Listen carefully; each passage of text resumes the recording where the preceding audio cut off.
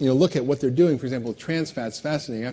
After 50 years, after this scientist discovered that trans fats are harmful, was lobbying FDA for 50 years. He was 98 years old. He finally started a lawsuit against the FDA, which finally drove them, after decades and decades of data, to rule trans fat as not safe to eat, non-GRAS, G-R-A-S, are generally recognized as safe. Well, the Government Accountability Office, which is the Congress watchdog, did an audit of all these GRAS foods, right? Because there's so much in there that's not safe, but it's just in there. Less than 5% of the 10,000 chemicals that the government says are safe have been actually tested. They recently, I gotta love this. In Europe, they're way ahead of us. They've eliminated all these additives and colors, from their food. GMO is not really happening over there. And the U.S. government said there were 6 chemicals that they were going to remove from the food supply, and this already was removed in Europe. And they wrote a sort of an paper or whatever, document about it. And in the document they said, well, we're eliminating these foods because the law says that if any product causes cancer in animals, we have to rule it as not safe. But we don't think these are a problem in humans, but we kind of have to eliminate them. But it's not really a problem, so don't worry about it. But we have to eliminate them. Like it's totally schizophrenic and bad. Also, by the way, there's also this stuff called mono and diglycerides, emulsifiers in our food, which act as trans fats. So even though they take out trans fats, if you see these things in there, it's just another smokescreen. Glyphosate. If glyphosate was on the label in Cheerios, it would be pretty high. And the FDA suspended testing for glyphosate. Well, you know what? I pride myself on being a guy who's pretty aware. I try to eat organic, grass-fed. I try to not eat junk. I do travel. I do eat out. I can't always control what I'm eating. And I'm like, I'm going to check my glyphosate levels because I really shouldn't have any glyphosate because I try not to eat any of that stuff. Well, this was my glyphosate levels. I can get this to work. This was my glyphosate. It's not terrible, but it's probably in the 50th percentile. Why do I have any glyphosate in my urine? It's just everywhere. Also, I had organophosphate pesticides, which was scary. Now, I asked Peggy Hamburg, who was the head of the FDA for a while under Obama, I said, why can't you make policy into science into policy around dietary guidelines, food labeling? It's so confusing. I mean, even if you have a PhD in nutrition, it's hard to make sense of what to do with this label. They have the new label, which is showing calories is awesome, but calories is not really the issue, right? Because it depends where the calories come from. It's just a little strange. They talk about added sugars, which is great, but there's a lot of opposition to that. In fact, the American Council on Science and Health, the American Society for Nutrition came out against putting added sugars in. This is our nutrition body that publishes the main nutrition journal saying we shouldn't label foods with added sugar because they're not a problem. Well, okay. So she said, well, the reason we can't change it is because every time we threaten to change something in a more dramatic way, Congress threatens to shut our funding off. Again, maybe in other countries this may not be the best labeling system, but you get it. Green is good. Red is going to kill you. Yellow, eat with caution, right? Now, what happens behind the scenes is pretty nefarious. This is Donald Rumsfeld. You might know him.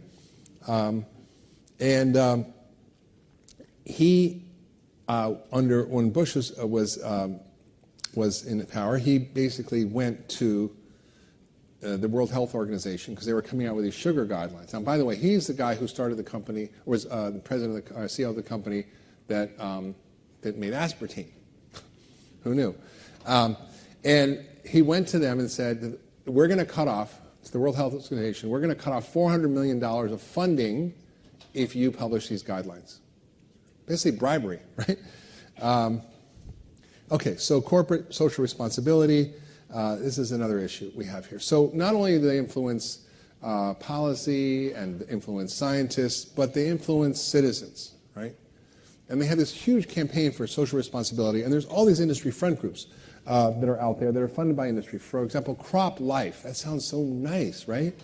Funded by Monsanto. The Genetic Literacy Project, International Life Science Institute we talked about. This is the John Entine, who wrote Scared to Death, How Chemophobia Threatens Public Health, the American Council on Science and Health. Again, the people who say that tobacco and DDT are really good for you. The Center for Consumer Freedom. Obesity is a hoax. Don't believe your eyes.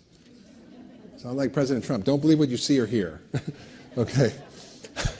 How could you not know? Somebody said to me, you ever see those films of Woodstock in '69? Nobody was overweight, right? That was not that long ago.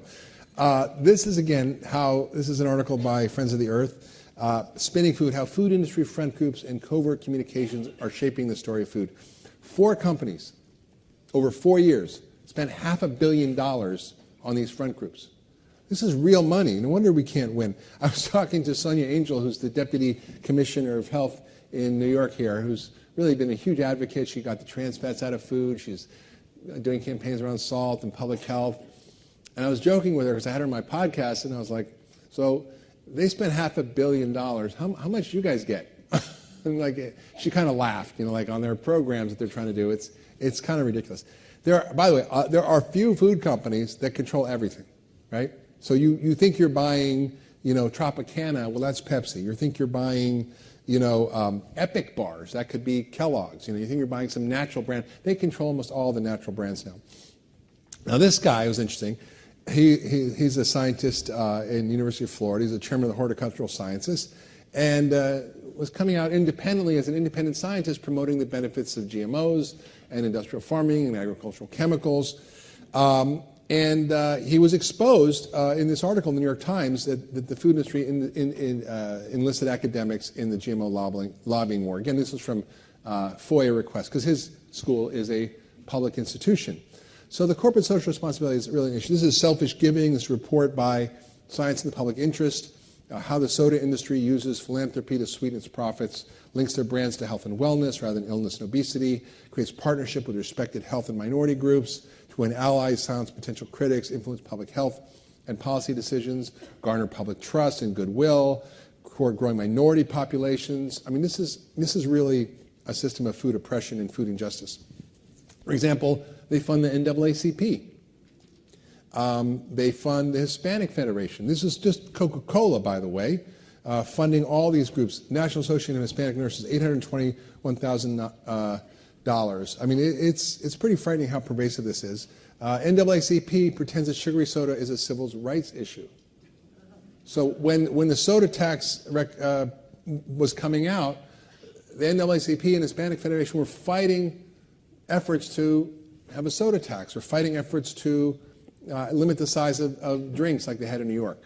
So you'd wonder, why is this so if their populations are so adversely affected? It's because of this kind of corruption. I was in this movie, Fed Up, and I met with Bernice King, who's Martin Luther King's daughter, in Atlanta to show the movie at the King Center. And Martin Luther King said, our lives begin to end the day we become silent about things that matter. And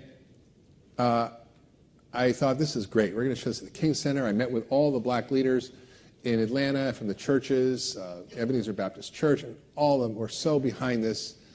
And I got a call a few days later, sorry, we have to suspend the invitation.